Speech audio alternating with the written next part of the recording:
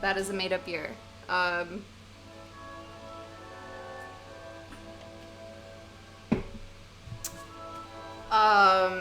It's about a time-traveling war veteran named Billy Pilgrim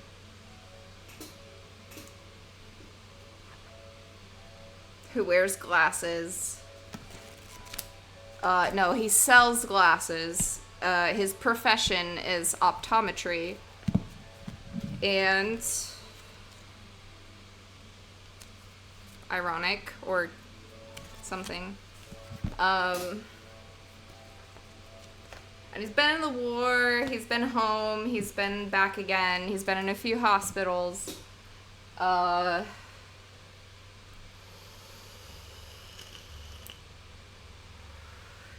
kind of travels back and forth between all of those things. You know, he has fun. Oh, he's also been to outer space with time traveling aliens. He gets around, you know. The aliens kept him in a zoo and observed him for a few years. No big.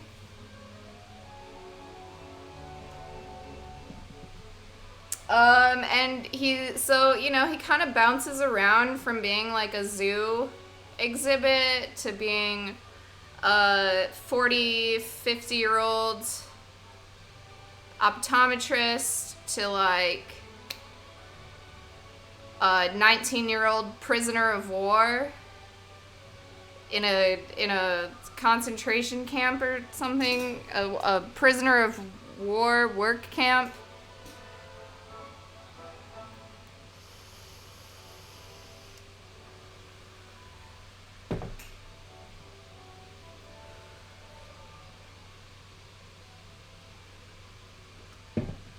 You know, one day he's pooping in a bucket and getting shot at by Germans. The next, he's getting probed by aliens. The next, he is, you know, kissing his elderly wife goodnight. That's a pretty good summary. All right, chapter 7.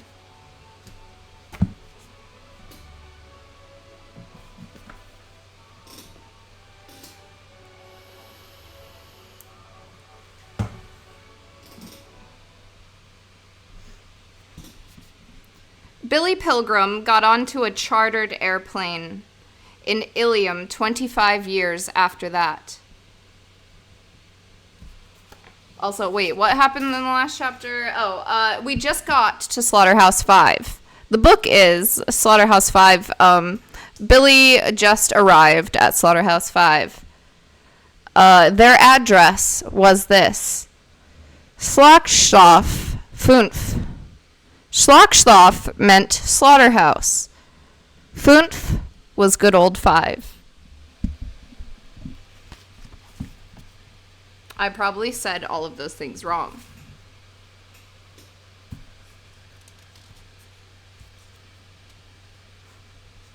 Don't laugh. It's not funny, because I said it correctly. Thank you. Hello, Ewig. Slush. Anyone want a slushie? Okay. Billy Pilgrim got onto a chartered airplane in Ilium 25 years after that.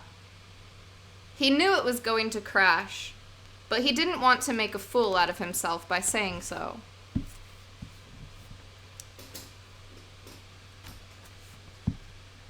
He knew it was going to crash, but he didn't want to make a fool out of himself by saying so. It was supposed to carry Billy and 28 other optometrists to a convention in Montreal.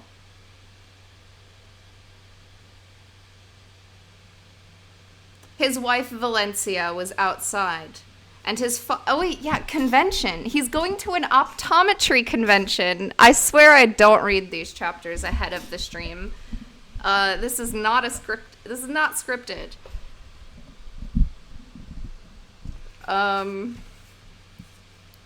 He's going to Optocon. Why does that sound like a Marvel X-Men villain? He's going to Octocon. Optocon. It's great fun. Hello, Quib. So it crows. Caw. Okay, that's how we're ending every cult meeting from now on. So it crows. Caw.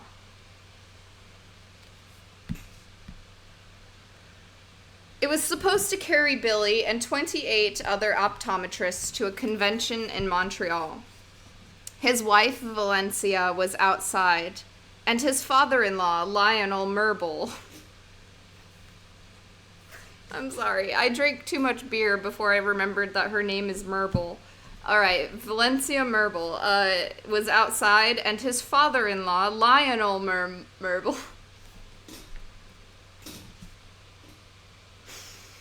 Lionel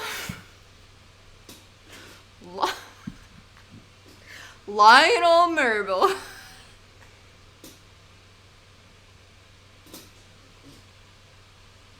That's too much. It really is for any person. Lionel Merble. Oh no, he says the name a lot. Okay. Was strapped to the seat beside him. Lionel Merble was a machine. Tralfamadorians, of course, say that every creature and plant in the universe is a machine. It amuses them that so many Earthlings are offended by the idea of being machines. Oh my god, am I even speaking English right now? I made a mistake. Lionel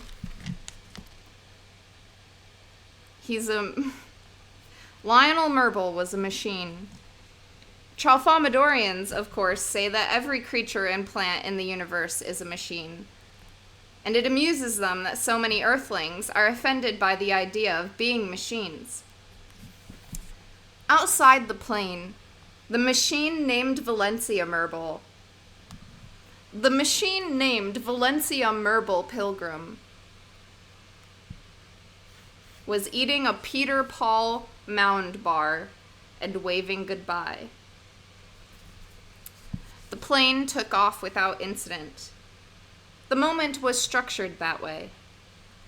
There was a barbershop quartet on board. They were optometrists too. They called themselves the Febs, which was an acronym for Four-Eyed Bastards.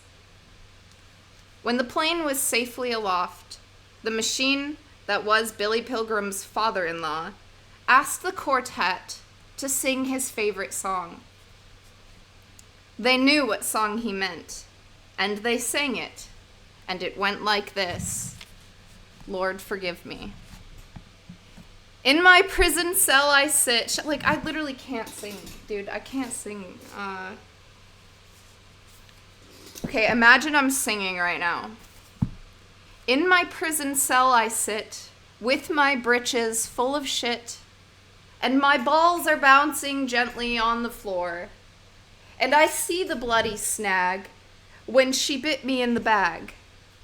Oh, I'll never fuck a Polak anymore.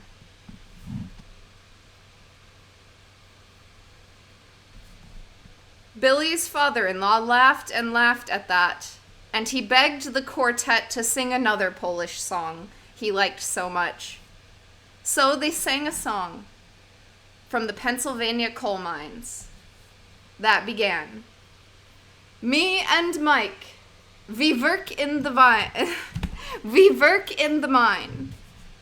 Holy shit, we have a good time. Once a week, we get our pay. Holy shit, no work next day. Okay, sheet. No work next day. Speaking of people from Poland, Billy Pilgrim accidentally saw a Pole hanged in public about 3 days after Billy got to Dresden. Don't clip that.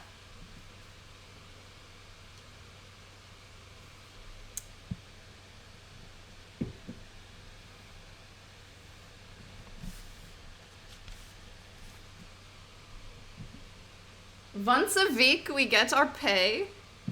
Holy shit, no work next day.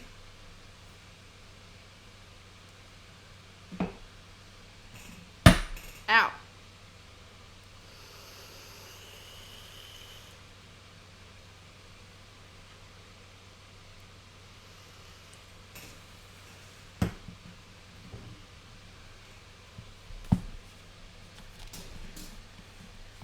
Speaking of people from Poland, Billy Pilgrim accidentally saw a Pole hanged in public about 3 days after Billy got to Dresden.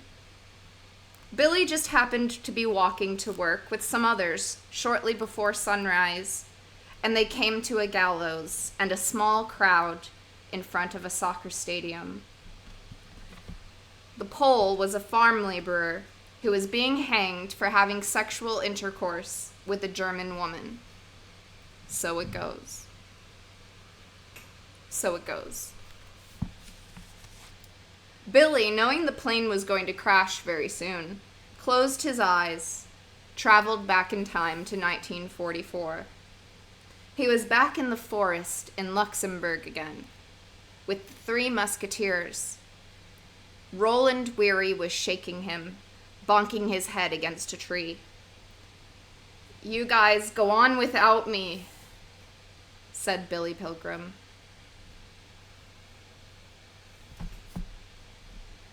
"You guys go on without me." The barbershop quartet on the airplane was singing "Wait Till the Sun Shines, Nellie" when the plane smacked into the top of Sugar Bush Mountain in Vermont. Everybody was killed, but Billy and the co-pilot. So it goes. The people who first got to the crash scene were young Austrian ski instructors from the famous ski resort below. They spoke to each other in German as they went from body to body. They wore black wind masks with 2 holes for their eyes and a red top knot. They looked like gollywogs, like white people pretending to be black for the laughs they could get. Billy had a fractured skull, but he was still conscious. He didn't know where he was. His lips were working, and one of the gollywogs put his ear close to them to hear what might be his dying words. Billy thought the gollywog had something to do with World War II, and he whispered to him his address. Slaughterhouse 5.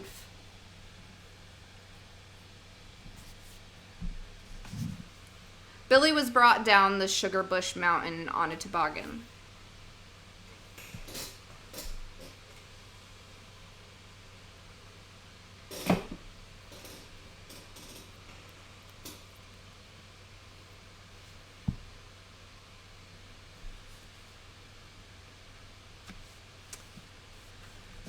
Billy was brought down the Sugar Bush Mountain on a toboggan. The gollywogs controlled it with ropes and yodeled melodiously for the right-of-way. Near the bottom, the trail swooped around the pylons of a chairlift. Billy looked up at all the young people in bright elastic clothing and enormous boots and goggles, bombed out of their skulls with snow, swinging through the sky in yellow chairs. He supposed that they were part of an amazing new phase of World War II. It was all right with him.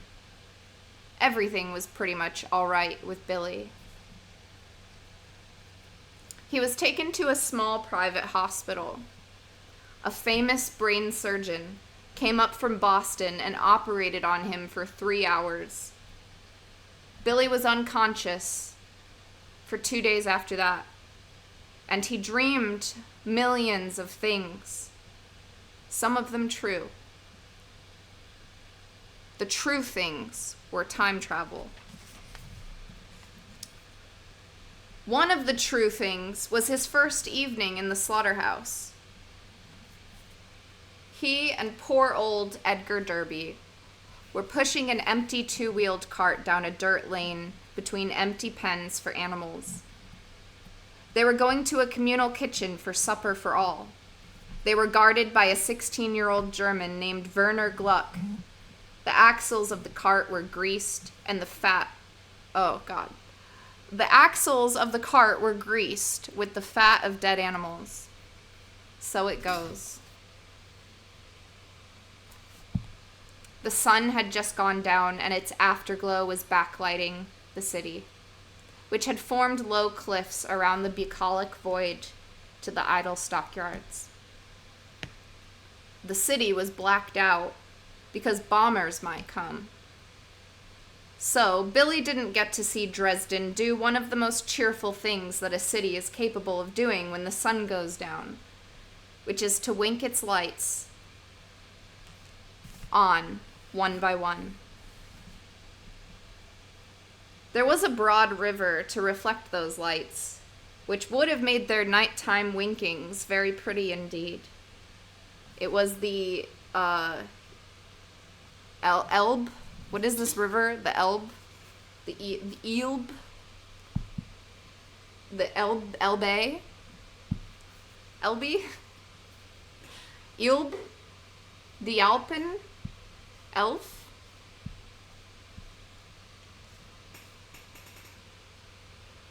ELBE. What is that? Elbe.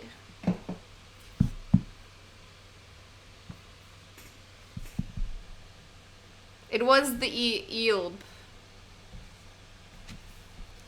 Werner Gluck, the young guard. Okay, so I know enough German to know that W is a V, but I don't know how to say the last name Gluck. His last name is literally Gluck Gluck 9000, and I don't know how to pronounce that in German.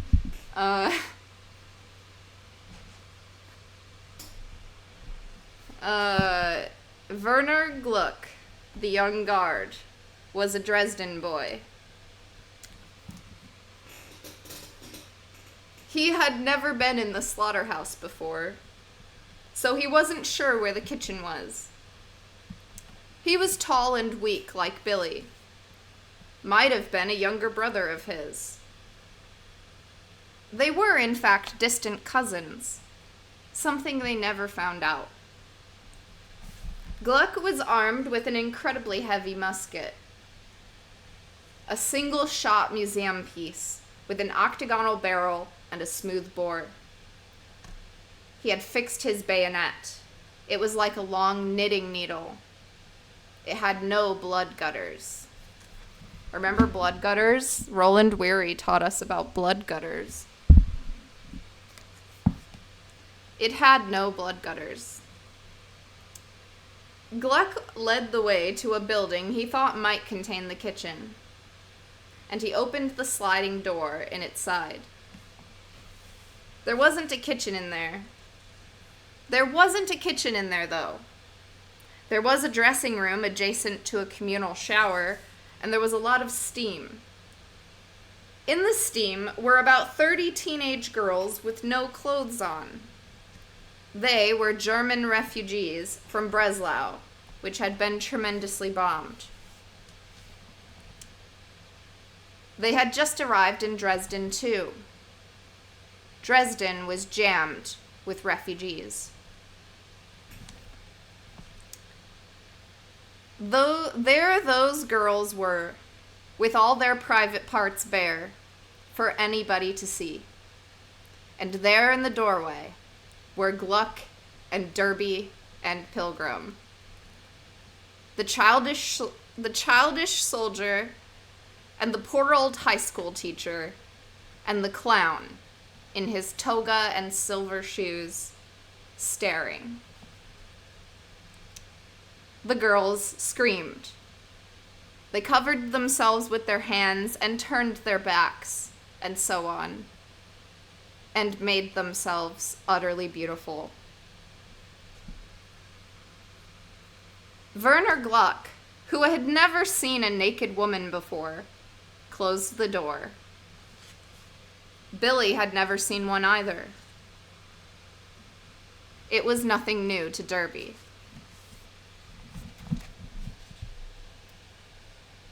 When the three fools found the communal kitchen, whose main job it was to make lunch for workers in the slaughterhouse, everybody had gone home but one woman who had been waiting for them impatiently. She was a war widow. So it goes. She had her hat and coat on. She wanted to go home too, even though there wasn't anybody there. Her white gloves were laid out side by side on the zinc countertop. She had two big cans.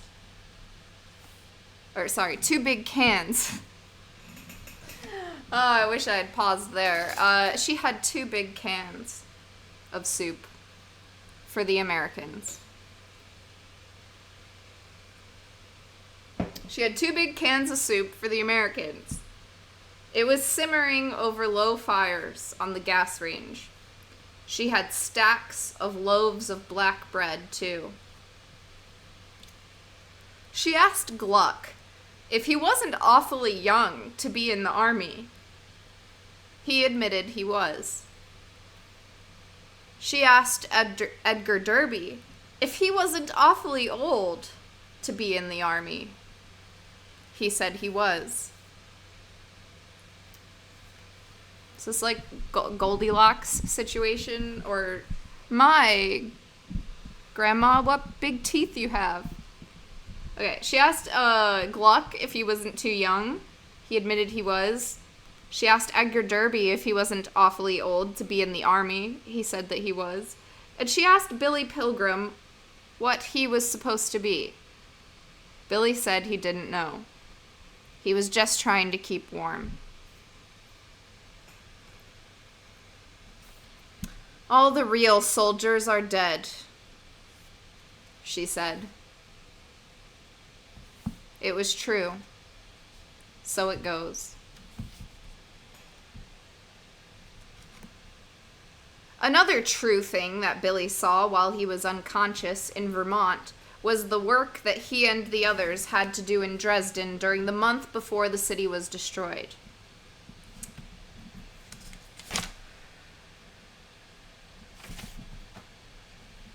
They washed windows and swept floors and cleaned lavatories and put jars into boxes and sealed cardboard boxes in a factory that made malt syrup.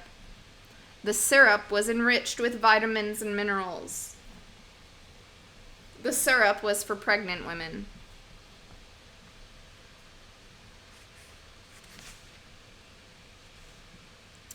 The work that he and the others had to do in Dresden during the month before the city was destroyed. They washed windows and swept floors and cleaned lavatories and put jars into boxes and sealed cardboard boxes in a factory that made malt syrup. The syrup was enriched with vitamins and minerals. The syrup was for pregnant women. The syrup tasted like thin honey laced with hickory smoke, and everybody who worked in the factory secretly spooned it all day long. They weren't pregnant, but they needed vitamins and minerals too. Billy didn't spoon the syrup on his first day at work, but a lot of other Americans did. Billy spooned it on his second day. There were spoons hidden all over the factory, on rafters, in drawers, behind radiators, and so on. Wow, it's like pee bottles at an Amazon factory. Burn. Okay. Spoons everywhere, behind radiators, and so on. They had been hidden in haste by persons who had been spooning syrup, who had heard somebody else coming. Spooning was a crime.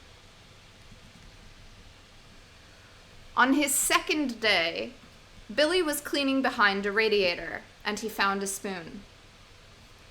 To his back was a vat of syrup that was cooling. The only other person who could see Billy and his spoon was poor old Edgar Derby, who was washing a window outside. The spoon was a tablespoon. Billy thrust it into the vat, turned it around and around, making a gooey lollipop.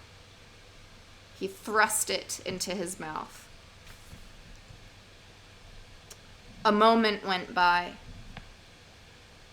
and then every cell in Billy's body shook him with ravenous gratitude and pleasure and applause. Excuse me. And applause. Why would they...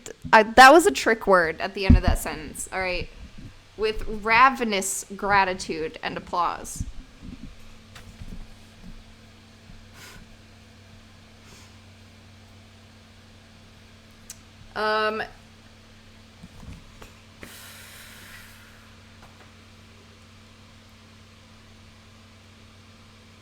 Yeah, right? Like, every cell of his body was applauding him.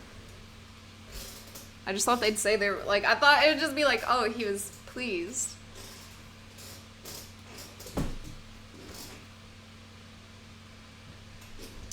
Okay, there were different raps on the factory window. Oh, sorry, diffident. Not different. Diffident. Diffident. There were diffident raps on the factory window. Derby was out there, having seen it all. He wanted some syrup, too. So Billy made a lollipop for him. He opened the window. He stuck the lollipop into poor old Derby's gaping mouth. A moment passed, and then Derby burst into tears. Billy closed the window and hid the sticky spoon. Somebody was coming. The end of chapter 7. And we only have 8, 9, and 10 left. So I'll see you guys next week. It will be on Monday for the remainder of the book. Literally, if I don't do book club Monday or Monday book club on Monday, I'll just skip that week. So we only have 3 more chapters left. I'll see you on Monday. And thank you so much. And Anonymous, everything was pretty much all right with Billy. How does he do it? You know, we'll never know. And thank you for $100. And also, thank you. I don't know if you're still here, but you were Chia Pix. Thank you for 7 months. You said shh. Silently stares at the librarian. Thank you for that.